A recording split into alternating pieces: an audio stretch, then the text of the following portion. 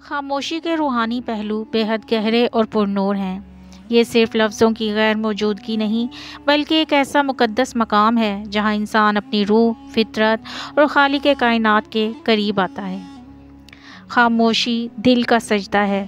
زبان سے سجدہ کرنا عبادت ہے، لیکن خاموشی وہ سجدہ ہے جو دل ادا کرتا ہے۔ جب زبان رک جاتی ہے تو دل بولنے لگتا ہے اور اللہ صرف دل کی آواز سنتا ہے۔ اللہ دلوں کے راز جانتا ہے۔ القرآن۔ خاموشی رب سے مکالمے کا وسیلہ ہے۔ بعض اوقات انسان خاموش ہو جاتا ہے، لیکن اندر ہی اندر وہ اپنے رب سے باتیں کر رہا ہوتا ہے۔ یہ وہ گفتگو ہوتی ہے جو لفظوں کی محتاج نہیں ہوتی، صرف آنکھیں نم اور دل نرم ہونا کافی ہوتا ہے۔ خاموشی نور باطن کی علامت ہے۔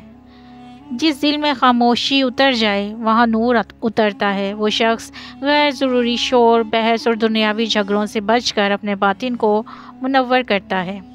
خاموشی ولایت کی پہلی سیڑھی ہے۔ بہت سے اولیاء کرام نے چلے، خاموش مجاہدے اور تنہائی کو روحانیت کے لیے لازمی قرار دیا، کیونکہ جب انسان خود سے بات کرنا سیکھتا ہے تب ہی وہ اللہ سے کلام کے قابل بنتا ہے۔ خاموشی وقت کے رازوں کو سمجھنے کا راستہ ہے۔ خاموشی وقت کو سست کرتی ہے۔ انسان اس لمحے میں آ جاتا ہے جہاں ماضی کا بوجھ اور مستقبل کا خوف مٹ جاتا ہے۔ یہی حضور قلب کی کیفیت ہے جس میں عرفہ مکمل فنا فی اللہ ہو جاتے ہیں۔ خاموشی نفس کا تزکیہ ہے۔ نفس کی سب سے بڑی کمزوری اس کی زبان ہے۔ جب انسان اپنی زبان کو قابو میں رکھتا ہے تو وہ نفس کو زیر کرتا ہے۔ یہ تزکیہ نفس کا پہلا قدم ہے۔ خاموشی فرشتوں کی زبان ہے۔ بعض روحانی اقوال میں آتا ہے جب انسان خاموش ہوتا ہے تو فرشتے اس کی طرف متوجہ ہوتے ہیں اور اس کی سوچ کو اپنی دعا میں شامل کر لیتے ہیں۔ خاموشی ذکر خفی کا میدان۔ ذکر کی بلند آوازوں سے بڑھ کر ایک ذکر ہوتا ہے، ذکر خفی، یعنی دل میں خاموشی سے اللہ کو یاد کرنا۔ یہ سب سے پاکیزہ، لطیف اور قربت بخشنے والا ذکر ہے۔ مولانا روم فرماتے ہیں، خاموشی سمندر کی گہرائی کی علامت ہے اور لفظ موجوں کی طرح سطح پر ہوتے ہیں۔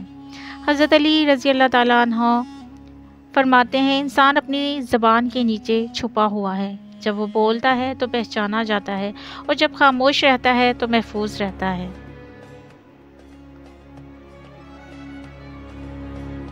خاموشی انسان کو اپنے اندرونی آواز سننے کا موقع دیتی ہے۔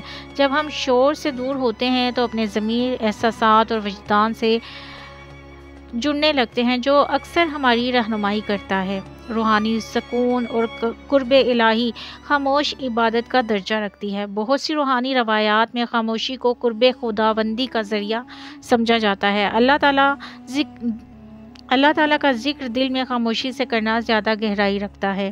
غور و فکر اور بصیرت ملتی ہے۔ خاموشی میں انسان کو کائنات، زندگی اور اپنے وجود پر غور کرنے کا وقت ملتا ہے۔ یہ وہ لمحے ہوتے ہیں جب بصیرت جنم لیتی ہے اور زندگی کی گہری حقیقتیں واضح ہوتی ہیں۔ نفس کے آئینے میں جھانکنے کی طاقت۔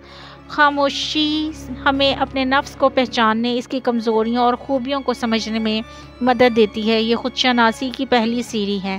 صبر، برداشت اور حکمت۔ خاموشی سکھاتی ہے کہ ہر بات کا جواب دینا ضروری نہیں۔ بعض اوقات خاموش رہ کر انسان بڑے جھگڑوں سے بچ جاتا ہے اور اپنے وقار کو محفوظ رکھتا ہے۔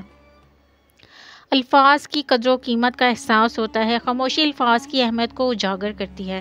جب ہم کم بولتے ہیں تو ہمارے الفاظ میں وزن اور اثر ہوتا ہے۔ باطن کی تطہیر۔